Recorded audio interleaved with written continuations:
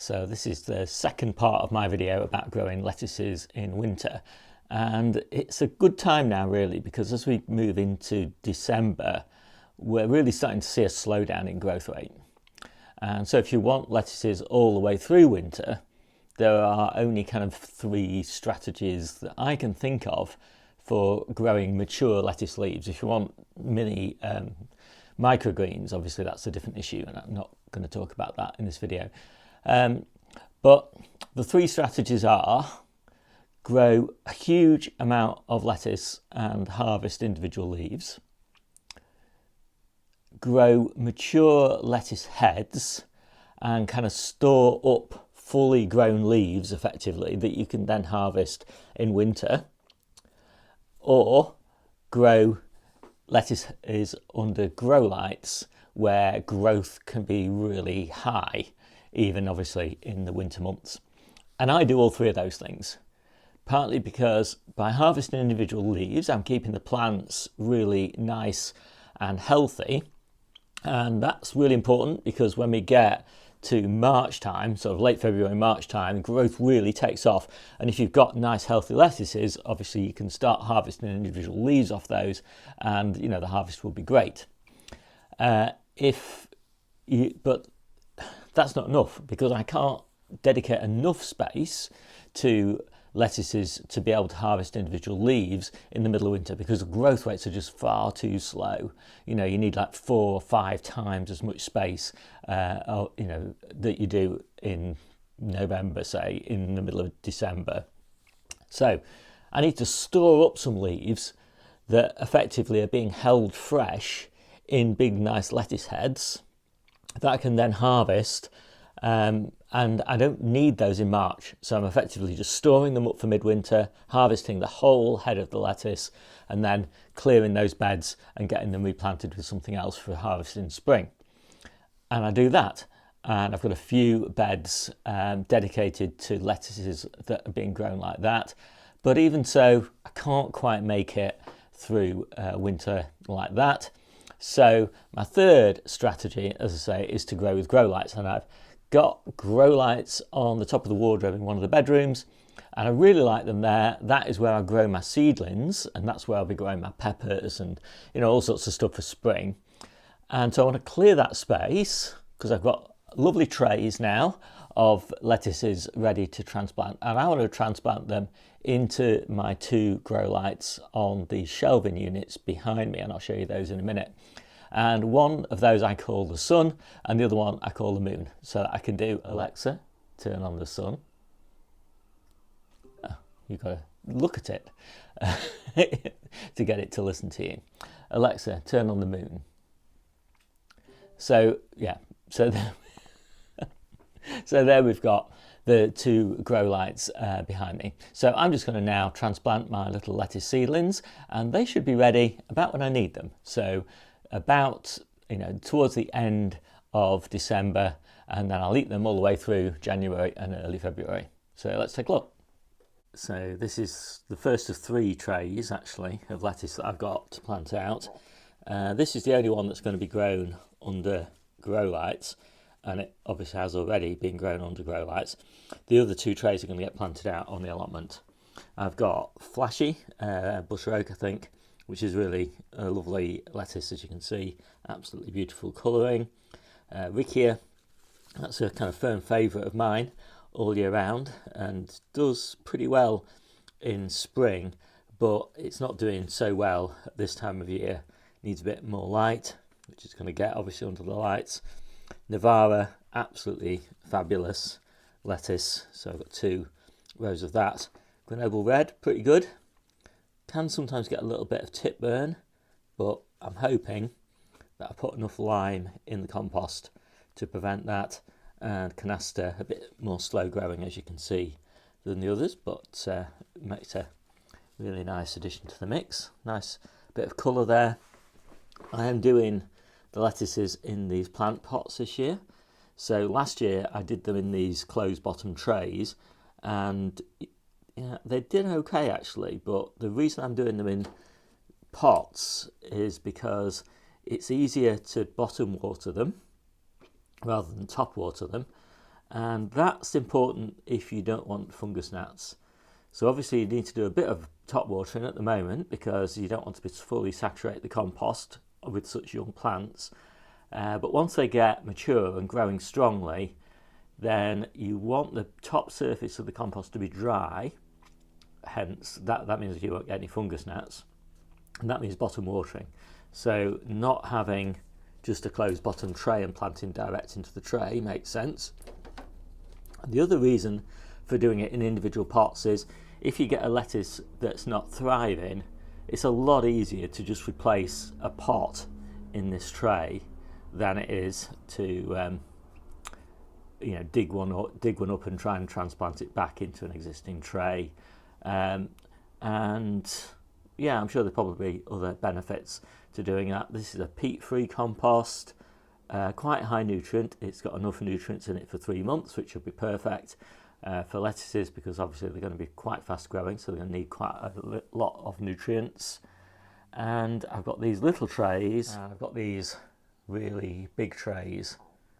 As I've mentioned many times before, I really like having these grow lights in here because it's great if you get seasonal effectiveness disorder, and even if you don't kind of get a bit of sad over winter, it just boosts the mood to be surrounded by vibrantly growing things in a really bright, sunny kind of environment, and that's what these grow lights create in the conservatory. Economics wise, I don't know how it's going to work out this year, but it's easily worth it for me. I think I'll probably just about break even on buying salad from the shops, but for me it's a no-brainer. These grow lights are not being used at the moment, and they won't be used until the peppers go under them, and that won't happen until mid-February time probably, and of course by then I'll have plenty of lettuce on the allotment growing in the ground. So I do actually have some recommendations for grow lights. I've got a chapter in my book all about growing with lights, and that's kind of got the basic philosophy that I take for how to use grow lights in general. And I've also got a section in my Amazon store where I've listed quite a few of the grow lights that I think are pretty good. And if you're interested in any of those, then take a look at the comments that I've put in the store on the lights, because some of them I recommend and some of them I don't, and some I only recommend in certain circumstances. So if you're interested in buying grow lights, please take a look at that. Whether or not you buy from my store, of course, is a different matter altogether. You might be able to find them cheaper on eBay, but if you want my comments, that's the place to read them. Just made these holes with my finger and push these plugs out, and I'm pretty pleased with the root system on these. Actually pretty hard to get them out of the tray that they're in, but that is a really lovely little lettuce. I'm very happy with that. So I am really pleased with those, and I will come back to see how they've settled in a few days' time. And I've given them one top water just to bed them in nicely and clean the leaves, because I made a bit of a mess getting them out of the modules, because the roots had grown so big, they were so tight in the modules. But from now on I'll just be bottom watering, because I want to encourage the roots to fully populate these plant pots. And as I say, I want the top surface of these pots to stay dry to discourage fungus gnats, which are always a problem at this time of year if you oversaturate your compost. And there are just the odd ones sort of flying around at the moment, and so what I'm going to do is I'm just going to put a bit of sticky paper up just to catch any rogue ones that are about. So it's been a week, and it's been a terrible week for gardening.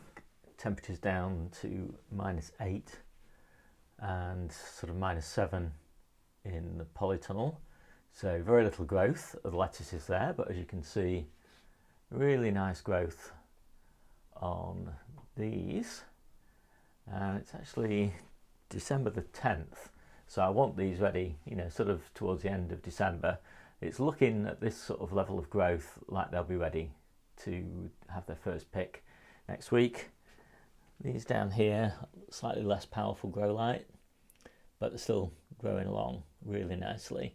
And I've got 2 more trays like these ones at the bottom here on some of the grow lights. So yeah, I'm pretty pleased with them all. And it looks, as I said, it looks like I'm really going to need them, because it looks like it's below zero pretty much for the foreseeable future here.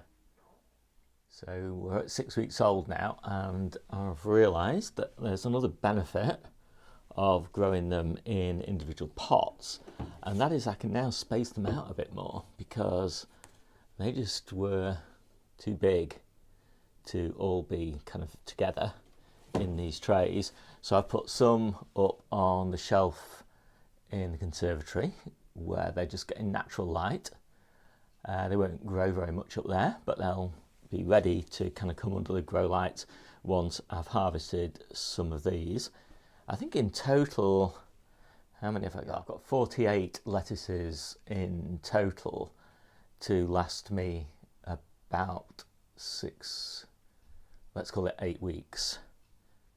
So I've got 6 lettuces to harvest each week, and obviously over time they get bigger and bigger.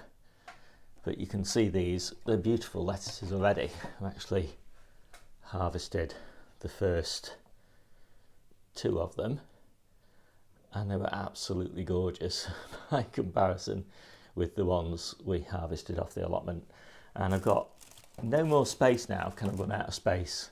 I've got loads of onions coming along, nice crop of spinach there coming along, ready to be planted out really, probably tomorrow. Early leeks and things like that. And so everything's just getting a bit more space now, so that they can grow on under the lights. And I've already got my next batch of lettuce coming on to get planted out under cover in January, and also some tatsoi, and of course my early peppers. So yeah, I'm surrounded by vibrant, healthy plants, albeit the odd ones with a little bit of tip burn. But yeah, generally speaking, I'm pretty pleased. So if you want more details of the way that I grow lettuce, take a look down below, and you'll find a link there to my ebook. And I've got a whole load of individual growing guides in there, as well as big sort of picture advice, how to be self-sufficient, how to look after the soil, all of those sorts of, how to make compost, all those sorts of things.